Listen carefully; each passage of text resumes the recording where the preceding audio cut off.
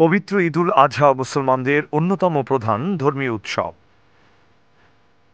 ঈদুল আজহা উপলক্ষে পশু কোরবানির মাধ্যমে মুসলমানেরা এক অপূর্ব ত্যাগের মহিমায় উদ্ভাসিত হয়ে আত্মশুদ্ধি করে থাকেন। কিন্তু কোরবানিকৃত পশুর উচ্ছিষ্টাংশ যেমন রক্ত, চামড়া, নাড়িভুঁড়ি, গোবর ইত্যাদি সুষ্ঠুভাবে অপসারণ না করায় চারদিকে দুর্গন্ধময় পরিবেশের সৃষ্টি হয়। শুধু তাই নয়, নর্দমায় বর্জ্য ফেলার কারণে বিভিন্ন ধরনের রোগ জীবাণু চারদিকে ছড়িয়ে পড়ে, আক্রান্ত হয় মানুষ। অনেক সময় অতিরিক্ত বর্জ্যের চাপে নর্দমা বন্ধ হয়ে যাওয়ার আশঙ্কা থাকে। আবার অল্প বৃষ্টিতেই নর্দমা আটকে সৃষ্টি হতে পারে জলাবদ্ধতা।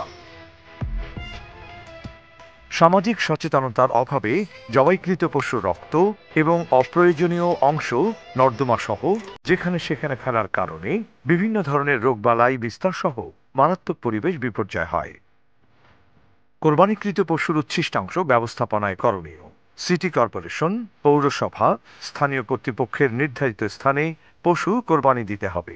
পরিষ্কার জায়গায় কোরবানি দিতে হবে। কোরবানি পশুর রক্ত শুকিয়ে যাওয়ার আগেই পানি দিয়ে ধুয়ে ফেলতে হবে। পশু জবাইয়ের আগে গর্ত করে তার মধ্যে রক্ত, গোবর ও পরিত্যক্ত অংশ রেখে মাটি চাপা দিতে হবে।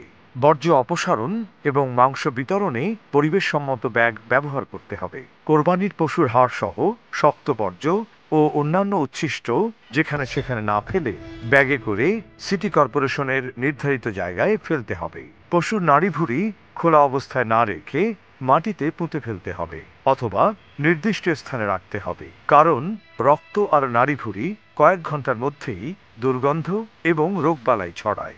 নাড়িভুঁড়ি বা এ জাতীয় বর্জ্য কোনোভাবেই পয়ঃনিষ্কাশন নালায় ফেলা ঠিক নয়।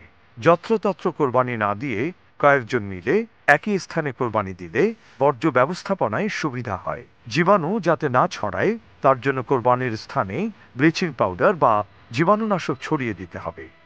দেশে কোরবানির সময় লাখ লাখ গবাদি পশু জবাই করা হয়। বর্জ্য দাঁড়ায় বিপুল পরিমাণ। সঠিক বর্জ্য ব্যবস্থাপনার জন্য সরকারি উদ্যোগের পাশাপাশি সকলকেই এগিয়ে আসতে হবে।